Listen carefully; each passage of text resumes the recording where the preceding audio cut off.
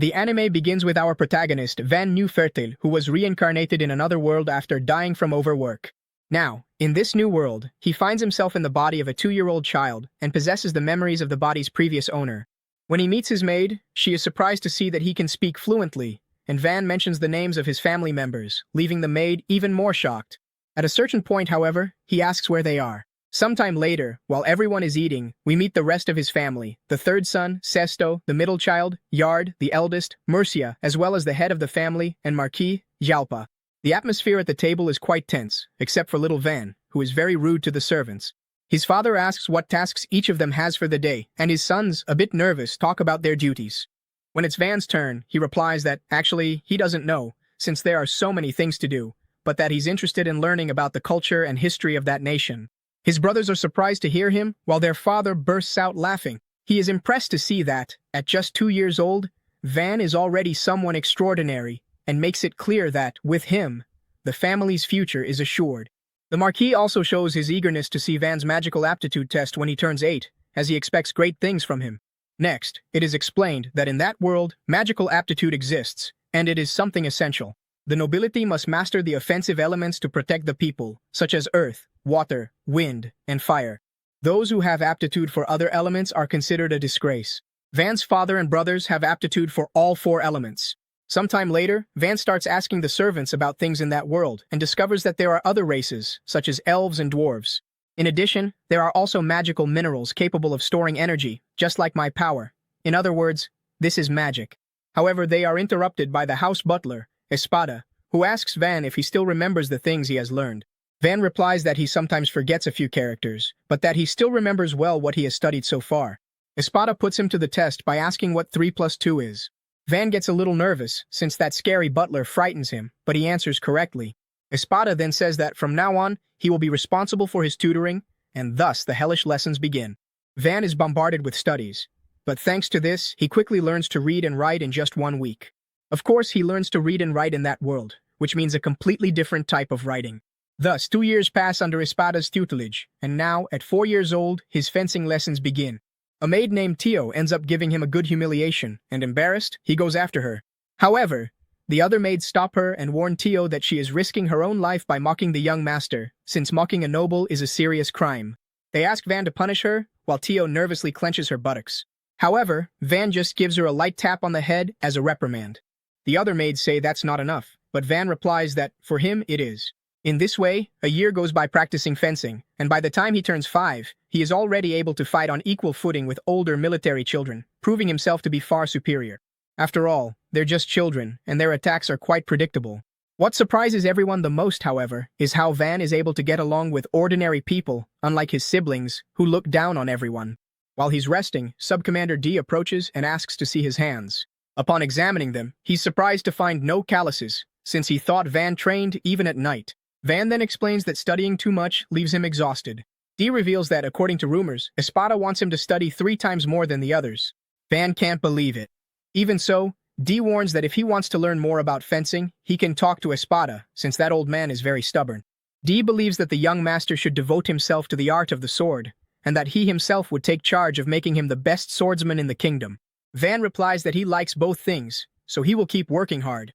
D understands but says that he himself will train him personally and assures him that he won't push him too hard since he's still a child. However, Van knows perfectly well that this is a lie. When the personalized lessons begin, he discovers that D is another demon who trains him all day long and during breaks orders him to stay in a guard stance to rest and train at the same time. This guy isn't just a demon, he's also an idiot. Uncle takes it upon himself to comfort him while Van thinks that, although the days are exhausting, the truth is that he has fun every day since he was reincarnated. The damn D starts dancing while Van thinks that he's going to live and enjoy this new life to the fullest. Another year goes by like this, and now, at 6 years old, everyone starts calling him a prodigy boy. However, so many fencing lessons and studies are practically wearing him out, so he decides to sneak off to the market with Tila, since he plans to become a slacker. At the market, he asks about a large infrastructure, and Uncle explains that it's the Great Mari Company, a huge trading enterprise with branches throughout the kingdom. However, the moment is interrupted by a man who is dragging along a child tied up. Noticing that they're watching, he asks, "What the hell is their problem?" The soldiers move into a defensive stance because he disrespected the young lord, but Van stops them and asks why he's taking the boy tied up. The man replies that he can do whatever he wants with his own son and that he's taking him to sell him as a slave. Uncle explains that poor families sell their children as slaves when they can't support them, so they can survive. At that moment, a young brunette girl with reddish hair is surprised to recognize Van as the Marquise's son. He wonders how she found out, but understands everything when his uncle shows the cloak. The girl introduces herself as Rosalie and invites them into the company to buy whatever they want. The man from before panics when he discovers that Van belongs to the Marquise family. Van then asks Rosalie how much she would give that man for the boy as a slave. She looks him over and asks the boy's father what his magical aptitude is. The man replies that his son has an aptitude for theft, which means he's not even worth 3 large silver coins. Furious, the man lunges at the boy, saying that he's worth practically nothing. Rosalie asks, what the hell is he doing to his own son? But the man tells her not to interfere. At that moment, Van steps in and says he'll buy the boy for 5 large silver coins. Uncle hands over the money and the man leaves immediately. Van approaches the boy, introduces himself, and sets him free. When asked his name, the boy says his name is Kamsin. Van tells him that he's now free and can go wherever he wants. However, noticing that Kamsin has nowhere to go, he asks if the boy would like to come with him to the mansion. One of the guards warns that he highly doubts the Marquise will allow him in, unless he is brought as a slave. Van laments the situation and asks Kamsin if he would agree to follow him under those terms. Kamsin replies that he would. Before buying clothes for him, Rosalie takes care of the slavery contract. The mark appears on Kamsin's hand, and Rosalie explains that it will remain as long as the contract is active. She also tells Van that, since it's his first visit, she'll do this for free. Van thanks her, and Rosalie, surprised that a noble thanked her, runs off. As time goes by, Kamsin comes to live peacefully at the mansion, working for Van. At one point, he informs Van that Sub-Commander D is looking for him. Van gives him a cookie as a bribe so he won't reveal where he is, but Kamsin replies that Van should already know. Van asks about his gloves, and Kamsin says he doesn't mind showing his bond with his master. However, upon learning that Van bought them especially for him, he puts them on immediately, and when he hears that D is coming, he quickly leaves the room saying that Van isn't there. Even so, D notices the crumbs on Kamsin's face and realizes that Van bribed him. After some discussion, D decides to take Kamsin to train him instead of Van. Van apologizes to Kamsin, and so the years continue to pass. When Van finally turns 8, the time comes for the magical aptitude test. The entire kingdom is anxious for the result, but on the day of the test, everything turns grim when they discover that Van has no aptitude for any magical element. He only has an aptitude for production magic, considered the most pathetic of all, since it's only used to create swords or jewelry, things that can already be made without magic. With such weak magic, he wouldn't be able to protect the people. His father declares that he is a disappointment, and that it was a mistake to place so much hope in him. The Marquis grabs the sword and Van panics, wondering what the hell he should do.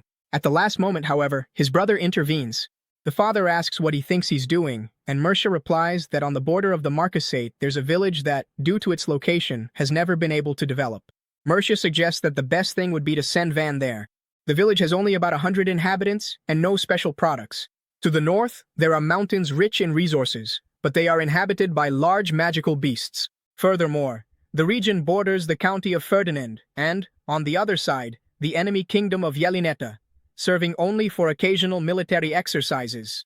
The father understands that this is a newly annexed territory, whose loyalty is still fragile, and that sending someone from the family could yield good results. Thus, he informs Van that he is entrusting him with the lordship of that village, and that he should depart as soon as he is ready. He then congratulates Mercia for having found a good use for that useless one. When the father and the other brothers leave, Mercia apologizes to Van, saying that she couldn't bear to see him suffer and that's why she made such an absurd proposal. Van replies that thanks to her, he didn't die. Mercia tells him not to worry and that, even if it's not much, she will do everything she can to help him. And the next day, Tio is furious because, even though her young master has no aptitude for magic, he is still a very wise and admirable person.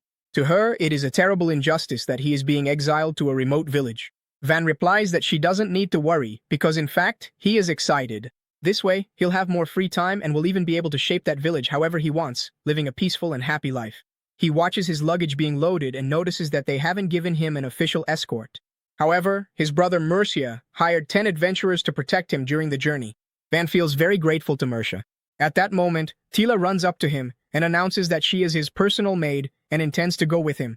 And she's not the only one. Dee also decides to accompany him to continue teaching him the art of the sword, even though Van would have preferred for him to stay. He is surprised, since in theory, they shouldn't have assigned knights to go with him. However, D doesn't care at all and tells Art and Eloy to get ready. And it doesn't stop there. Espada also decides to go with him, saying that he has decided to retire early since his successor is ready, and that he would rather spend his old age supervising Van's education. Van can't believe it. So, he sets off on his journey, thinking that everything would be very quiet since his father didn't want anyone to know that he had been exiled. However, on the way, a girl asks why he is leaving. Van asks how she found out, and she points to the big farewell they're throwing for him. Art explains that these are orders from Deputy Commander D, because he thought it was a shame for Van to leave the city so quietly, and that the least they could do was give him a proper send-off. Van remembers that his father ordered that nothing be revealed, but Art replies that the problem is that Mr. D ended up falling asleep, and when he wakes up, they'll tell him to take down the banners. However, Van sees the damn D shouting his farewell loudly, while Argo, embarrassed, makes a strategic exit. And so, Van leaves the kingdom in the best way possible, surrounded by the affection of all the citizens. Comment Prodigy, and I'll see you in the next video.